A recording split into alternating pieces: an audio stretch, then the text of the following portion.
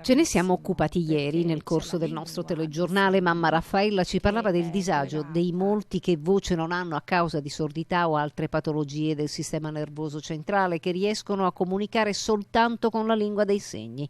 Non è sufficiente saper leggere il labiale, poiché se ad un bambino noi diciamo casa, quel bambino non saprà associarla al suo significato, poiché non ha mai udito parlare. Insomma, c'è tutto un mondo dietro ad una legge regionale del Veneto scritta molto bene, ancora ai primi del 2018, la numero 11 del 23 febbraio, ma poco applicata. Ed è il caso di questo papà che oggi ci è venuto a trovare. Il problema è che ho mio figlio che è invalido civile al 100% e ha una disabilità, ossia è sordo e è portatore di tracheostomia, vuol dire che respira dal collo.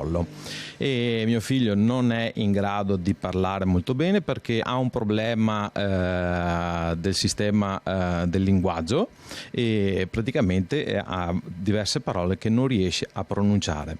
E abbiamo fatto richiesta dell'interprete alla comunicazione. Sono ormai 10 giorni che è iniziata la scuola, io devo ancora vedere questo interprete.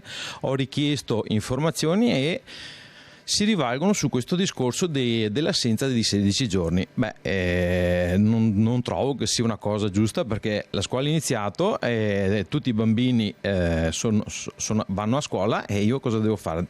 Tengo mio figlio Giorgio a casa perché non riesce a comunicare o con la maestra o con le OS o con gli altri compagni?